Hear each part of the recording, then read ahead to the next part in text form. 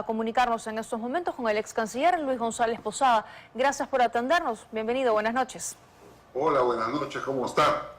Bueno, primero decirle que nos alegramos de la elección del doctor Borea porque es un experto en derecho constitucional, en derechos humanos y tiene además un conocimiento muy profundo de la OEA porque ha sido representante, embajador representante del Perú ante la OEA en el año 2004. De tal manera que es alguien que ha formado parte del sistema interamericano y creo que hoy día va a ser muy valiosa su participación, sobre todo en el tema que usted dice.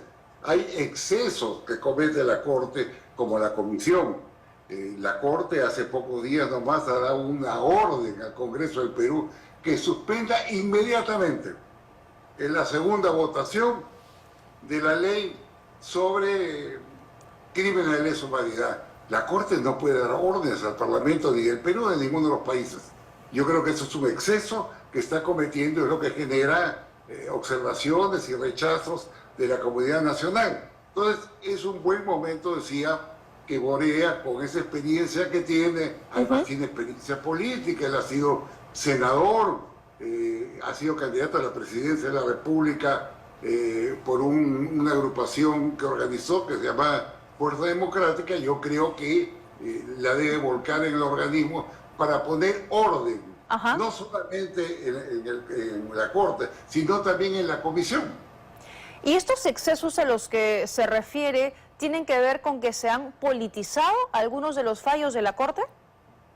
Mire, el tema es que la Corte emitió un pronunciamiento hace 3 o 4 días que mereció el rechazo del Congreso, que calificó como injerentista, pidiendo la Corte que suspenda la segunda votación de un proyecto de ley sobre crímenes de guerra y delitos de lesa humanidad antes del 2002. Y lo hicieron porque recién a partir del 2002, en adelante, se puede considerar crímenes de lesa humanidad, delito de lesa humanidad, porque cuando el Perú lo aprobó, hizo la reserva correspondiente, en el sentido que la norma no puede aplicarse retroactivamente a periodos anteriores a ese año 2002. De tal manera que ese ha sido uno de los tantos incidentes que ha pasado. Sí, han sido varios. Ha habido excesos, evidentemente, ¿no? ¿Y cuál considera que va a ser el desafío más importante para la Corte en estos momentos, que va a tener ahora como integrante al señor Borea, representante peruano? Bueno, va a ser uno de los 7 jueces, que va a estar ahí 6 años. Es el segundo peruano que ocupa ese cargo, ¿eh? Anteriormente fue Diego García Sayán, que no solamente fue juez, sino que presidió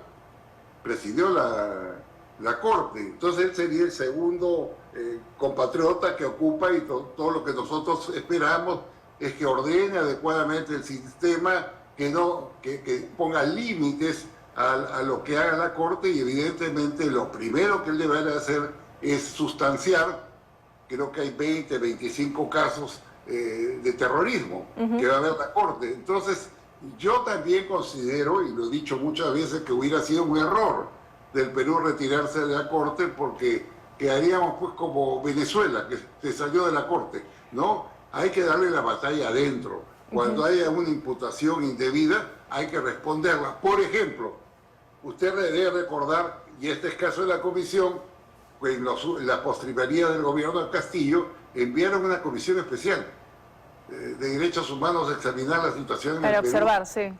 Recuerda, y emitieron un informe realmente calatintoso, diciendo que esto era producto, las matanzas eran producto de la estabilización de la clase aborigen, de los pobres, de los indígenas. Entonces politizaron naturalmente un tema de por sí sensible, donde han muerto 49 compatriotas nuestros.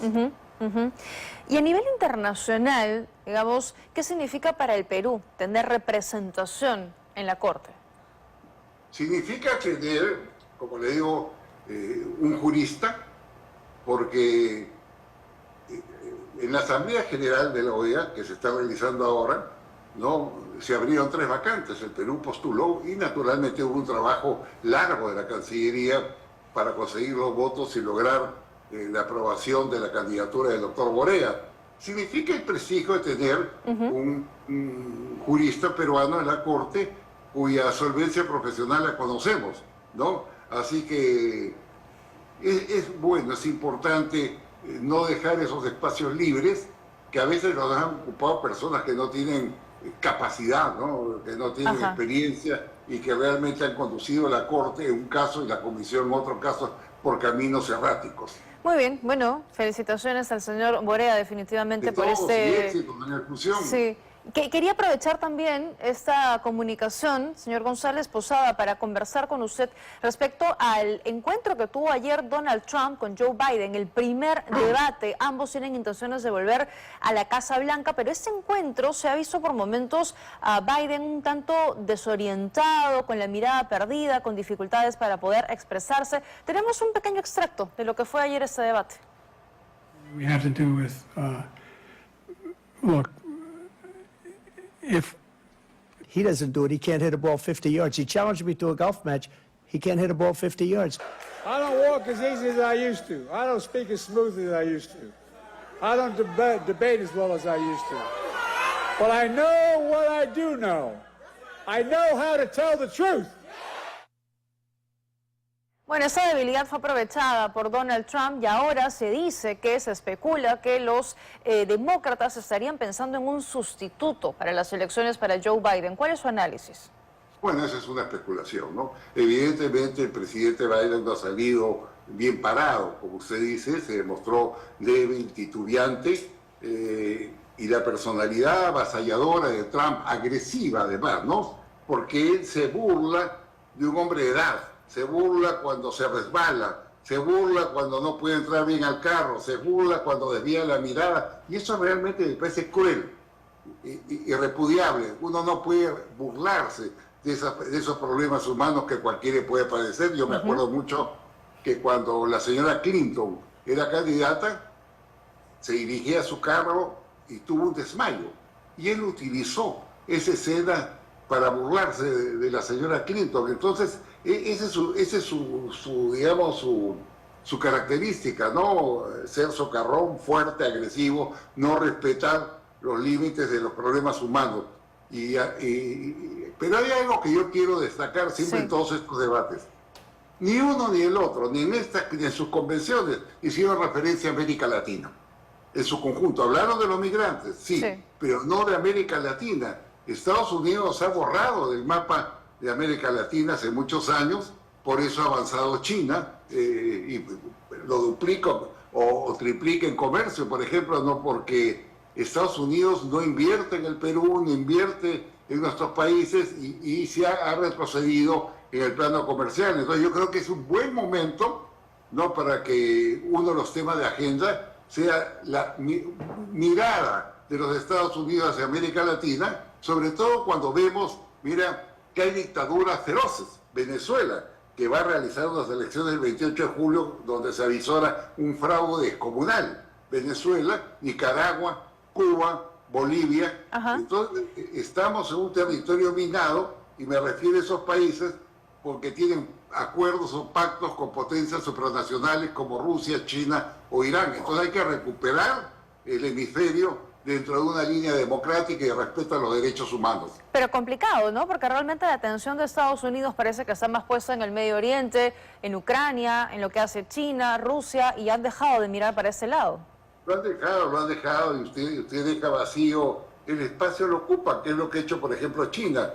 Hay quejas de por qué invirtieron en el puerto de Chancay.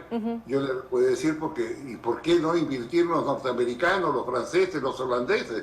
Entonces yo creo que todos tienen una oportunidad de inversión. Acá tenemos tratado de libre comercio con China, pero también con Estados Unidos.